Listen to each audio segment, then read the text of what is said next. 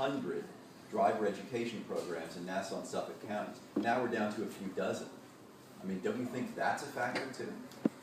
So don't start me on driver education programs, because it makes me very unpopular among my nieces and nephews who want to get their license and all that kind of stuff.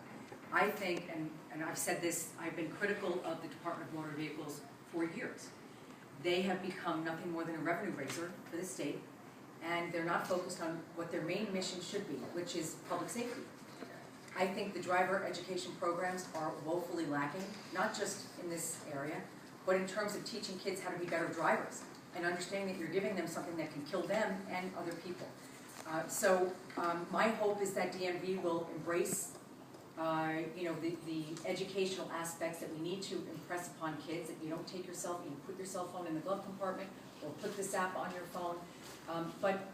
I don't speak for the Department of Motor Vehicles. I've been trying to get them to be more proactive just in general in terms of the programs that are available to kids in terms of teaching them how to be better drivers. Well, if I might follow up on that, I guess what I'm referring to are driver education programs in the public schools, because school budgets have been cut, revenues are down, and statewide, and so there aren't necessarily the funds available, or the priorities have not been placed on driver education. So as a result, this is my point, is that you've got fewer and fewer public school-sponsored driver education programs out there, and so kids are being taught by their parents, kids are being self-taught in some respects.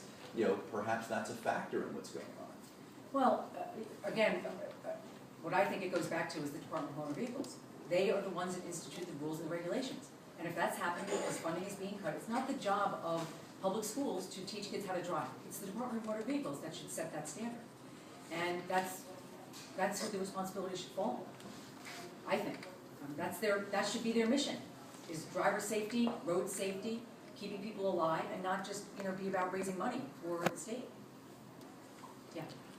The executive Mangano approved last year some executive orders to provide non-English speakers in the county a language access program. So I'm just wondering if the website is going to include information in other languages as well. It absolutely will. Absolutely. As soon as you guys create it? Yes, yeah. That's going to be a part of it as well. The hardware and software, is it similar to an ignition interlock device where it's monitored by its probation and there are penalties? Maureen, do you want to address that? I think it won't be monitored by probation because there's no probation available for that charge unless you have a crash that has a reckless driving component to it, or an assault or a homicide, and then if there was probation for those offenses, it could be monitored at that point. Where it will be monitored is that the device itself permits for monthly logs to be sent to a location. What we're suggesting is that the offender has to come in with those monthly logs to show to the court, to show to us, that they have complied with the need to have this device on consistently for the period of time that has been sentenced, and that they have obeyed by the not texting and driving during that period of time. So they bring in it's not monitored like real time, but it's monitored that you have to prove compliance before you get any kind of a sentence or reduction or fine or anything.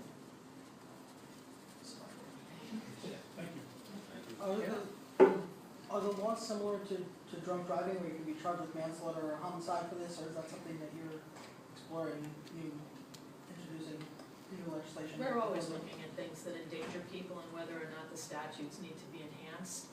It certainly is something that plays a role in people losing their lives.